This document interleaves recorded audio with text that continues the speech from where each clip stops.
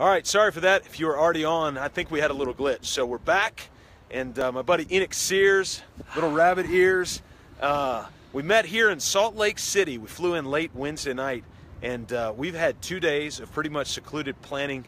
Enoch got us an Airbnb where we were able to get the living room, get a pad of paper, sheets all over the wall, markers, all that sort of thing. And he and I have had the privilege of being able to run the architect firm Freedom Formula for about the last year and a half.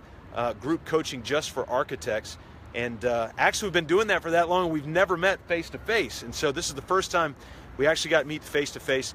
And Enoch, talk a little bit about some of kind of grand planning, what we did to help our viewers kind of understand when you get away secluded for a day and a half, what are some of the priorities to be focusing on? Okay, awesome, sure. So the first thing that we focus on, so in terms of business planning, we're always looking at what's the outcome, what's the ideal outcome that we want, what's the vision.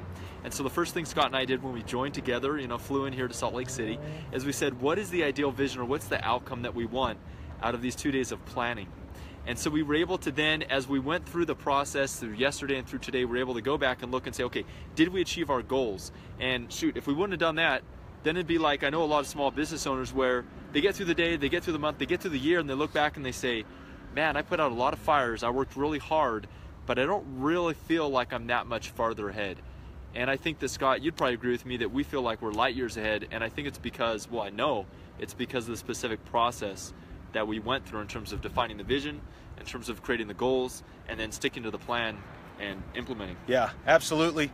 And with the sheets on the wall, we could take through, and I wish you could see some of the spreadsheet that we put together of just the content and how many moving parts. In fact, when we were walking down here, I said, it's really overwhelming to look back and to see how many moving parts.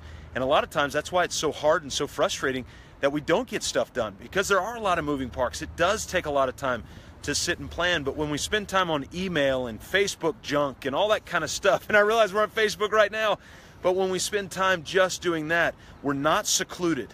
And we've got to get time where we get secluded, get away, get all this stuff written down top to bottom. And that's what we've been able to do over the last couple of days, is write everything down top to bottom, so that when Enoch heads back west here in just a little bit, I head back east here in just a little bit. Now what we get to do is take everything that we've put in place. Part of it's due to the beauty of Google Drive, by the way. Thank you, Google.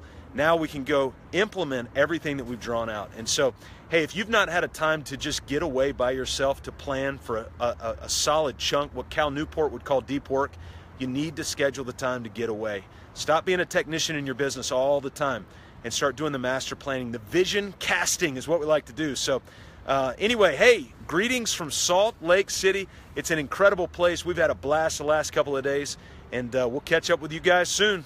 Yeah, thanks guys.